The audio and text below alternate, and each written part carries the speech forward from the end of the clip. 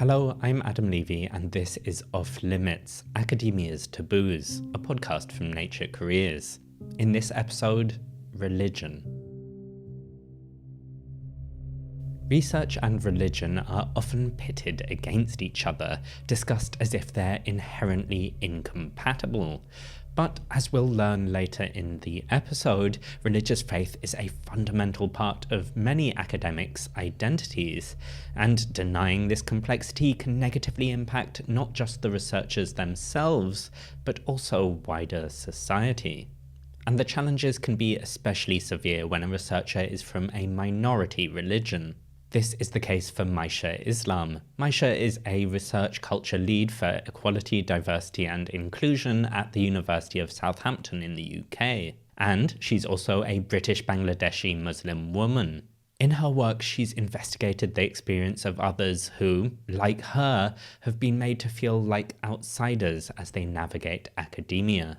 So I called Maisha up to find out the impacts this has had on her. She told me that even having a career in academia was, at one point, unthinkable to her. So I've been able to do things that I didn't even think that were possible, things I didn't ever dream about doing, mostly because I didn't know that was a dream I could have.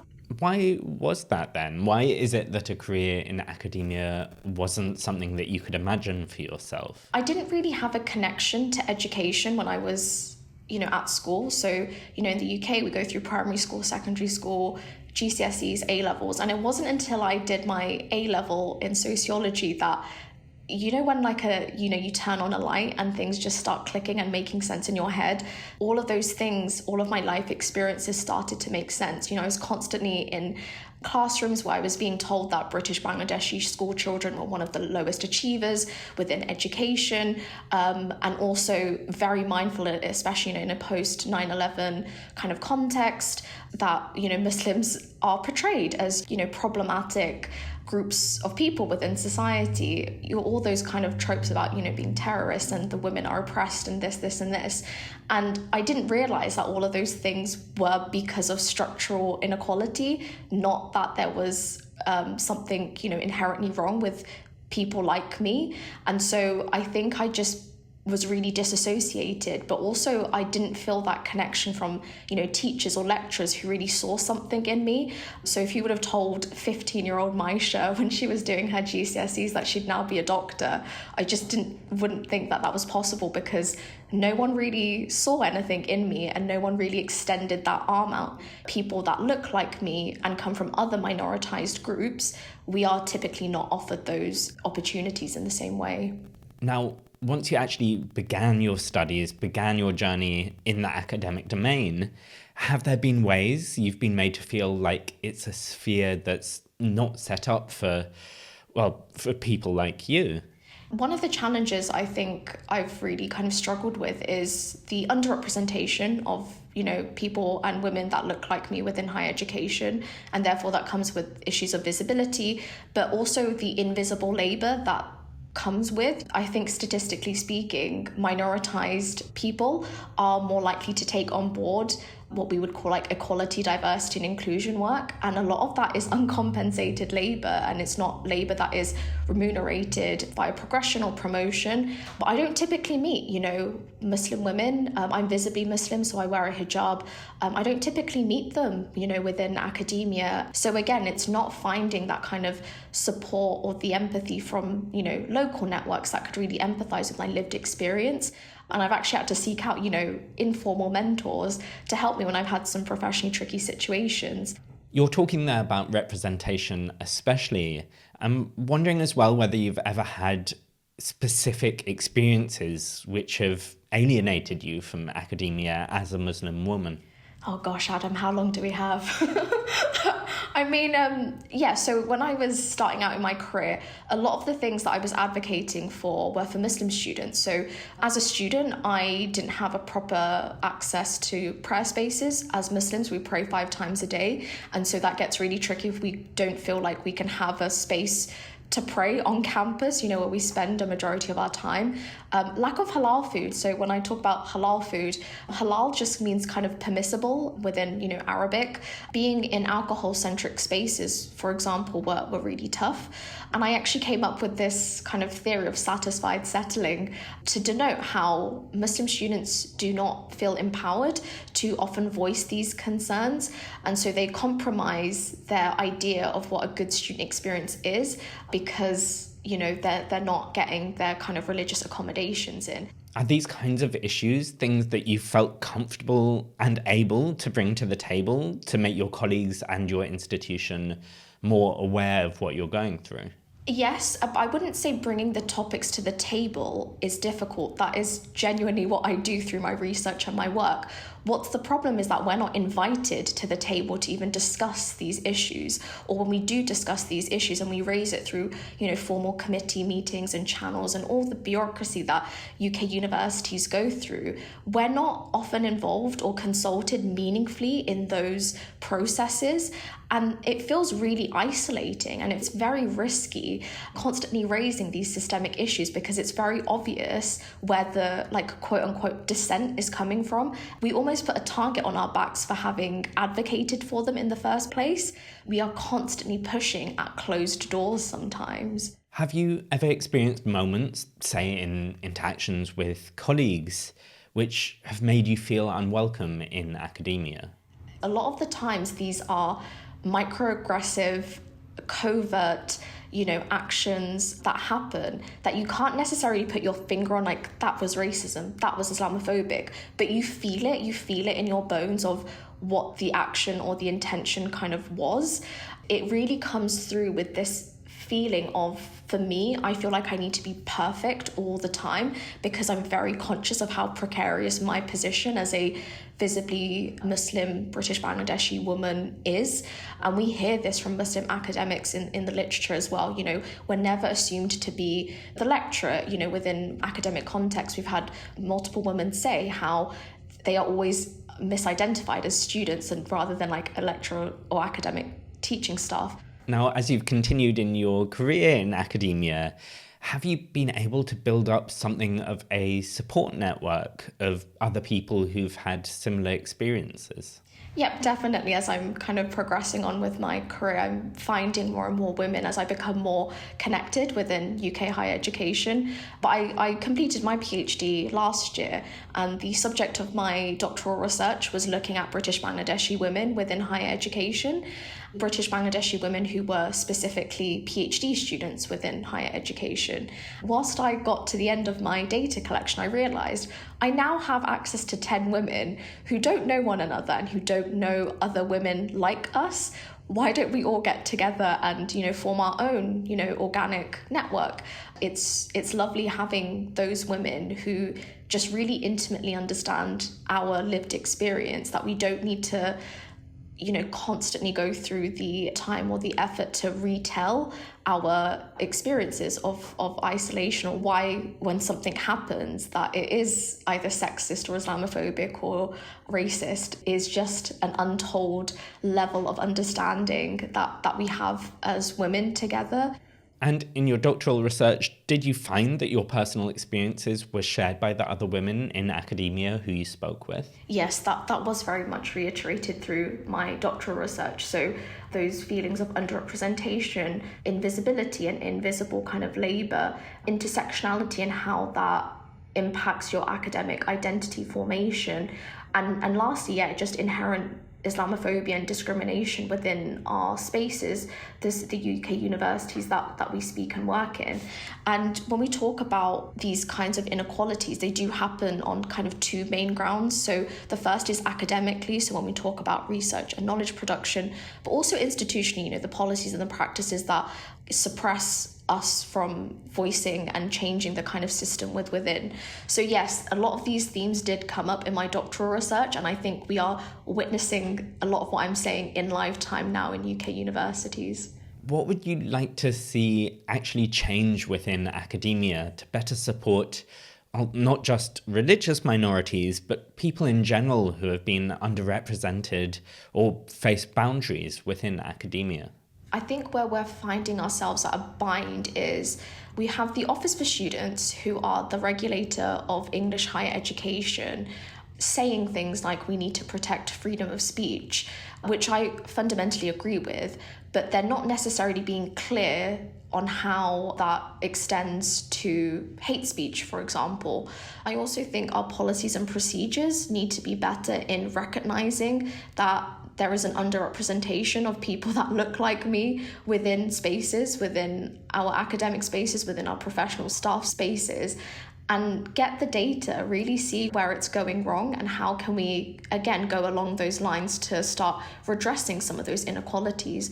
And importantly, bring people that look like me, racially minoritized, Muslim women, Muslim academics, to the table. Think about how much more we could be doing to encourage that kind of level of representation. But I ultimately believe that, the point of racism, Islamophobia, discrimination, any kind of ism, transphobia, all of these things, they are just patterns of exclusions that we see from academics that have come before me and who will come after me. But I think there are steps that we could take, like some of the things I've just mentioned, that would ensure we could at least start making, more meaningful progress. That was Maisha Islam. As Maisha mentioned, events centering around alcohol can be especially difficult for Muslims navigating academia. But, of course, this doesn't just impact Muslims, and in the next episode we'll look at the stigma around alcohol dependency among researchers. But now I wanted to find out just how accurate, or otherwise, assumptions around religion and research actually are. And Elaine Howard Ecklund has researched exactly that. She's a sociologist at Rice University in Houston, Texas, where she also directs the Boniuk Institute for the Study and Advancement of Religious Tolerance. Elaine published a book in 2019 titled Secularity and Science: What Scientists Around the World Really Think About Religion. And so I wanted to tease apart exactly why we talk about science and religion as if they're polar opposites. So we do talk about them as if they're polar opposites, and I think that's why it's really important to bring the social sciences in here and where we can actually study people. Our team at Rice University has studied scientists in 8 different national contexts, and in the U.S., about 50% of scientists at universities identify as being part of a religious tradition. In the U.K., it goes down significantly to less than 20%. Now, to some, these numbers might actually seem quite high, especially if people do think of science and religion as somehow mutually exclusive. Is there some reason there's this discrepancy maybe between expectation and reality? So I've been really fortunate to also study what the religious public thinks about science, particularly in the U.S. And there is the sense that while people actually think very highly of science and all of the things, especially that medical science can do for us in caring for our bodies, they think that scientists sometimes are not trustworthy, that scientists tend to be irreligious, that all scientists are atheists. So you're exactly right. There is a widespread public perception that scientists are not, for religious people. And I think that that's in part because of the popular writing that's been done. So in the early 2000s, there was a lot of writing arguing that, scientists should not be religious, that they usually weren't religious, that religion and science are completely opposed to one another. And when writing is popular and widespread, then there's also the sense that there's a very large group of people who have those attitudes, and that may not be the case. What about then the impact on those religious scientists themselves? Is there a sense in which this perception affects how they behave and how they disclose and talk about their faith? Religious scientists do feel like they have to hide their faith often. That's another reason I think that the idea in the scientific community that there aren't very many religious scientists are perpetuated. Scientists may be religious, but they just feel like they can't talk about it because very negative public things are often said within the scientific community itself. So then a culture of separation really creeps into the scientific community, especially in university science itself. People who want to go into academic science may feel like they can't. They may feel like it's quite irreligious or even anti-religious. And when scientists are personally religious and hold their religions to be very important to themselves, then they sometimes feel like science is not the right place for them, even if they start a degree in science. Now, we're speaking kind of about religion across the board here. Does this particularly affect people, say, of minority religions in countries? We found that in the United Kingdom broadly, but in England in particular, where there are the most research universities in the UK, that Muslim scientists had a particularly difficult time, that they did not feel like they could go into science, that they felt sometimes not very welcome. And I think some of their ideas about how Muslim scientists, that is, some of Muslim scientists' ideas about how they will be treated in science are kind of accurate. We did find stereotyping among the science community, especially at research universities and top research universities, concerns about Islam, concerns that the tenets of Islamic faith would not allow scientists who are Muslim to check their experiments or repeat experiments. We did not find that these concerns were valid when we interviewed and surveyed Muslim scientists themselves, but there still is that culture of fear in the scientific community when it comes to Muslim scientists. In the US, on the other hand, there are those same sorts of attitudes towards evangelical Christian scientists. And so that's those kind of attitudes, even if they're not actually based in truth. So chances are that if you have a Muslim or an evangelical Christian scientist who has gone all the way through the PhD, that they have figured out how to hold these things, their scientific work and their faith, in tension, or ways in which to make them compatible, that these issues that the broader scientific community is fearful of are probably not founded. I'm curious what actually brought you personally to this area of research. Is this a topic that's particularly close to your heart, or is it something you kind of stumbled towards in your career?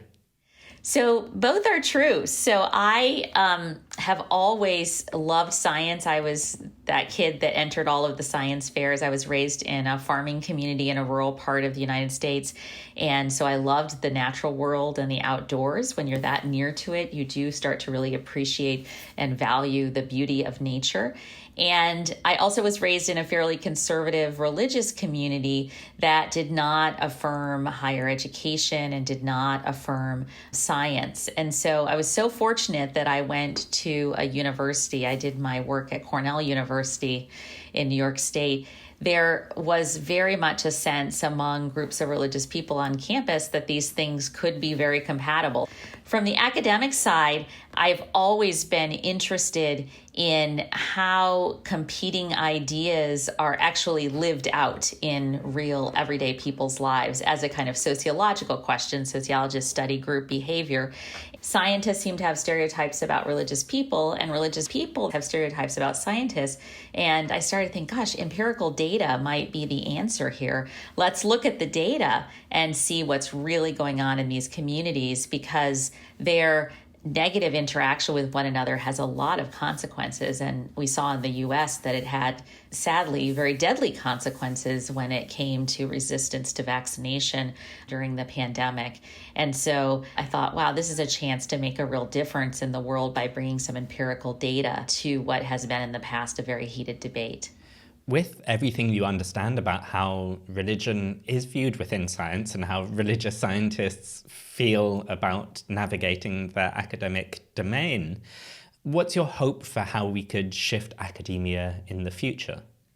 I would love for academic scientists to recognize that religious scientists can be good scientists, to break down some of their own stereotypes, and to see religion as just one of those identities that sits along other identities, like one's social class and background. And we need those kind of community connections sometimes to do good scientific work and to remain in a profession that can be very difficult. And so if the scientific community doesn't recognize that, then sadly, it's potentially pushing away talent, because people's religious identities are often related to other kinds of identities, gender and race and ethnicity and national context. And we want people to bring their whole selves to their work and to their scientific work, which I think that will make them do better work. Elaine Howard Ecklund there, our last interviewee of today's episode. But as I mentioned, in our next episode, we'll be looking at an issue that affects many in academia, but that few feel able to talk about: alcohol dependency. The stigma is a massive barrier to help seeking. Who would want to admit that they were out of control? Until then, this has been Off Limits, Academia's Taboos, a podcast from Nature Careers. Thanks for listening. I'm Adam Levy.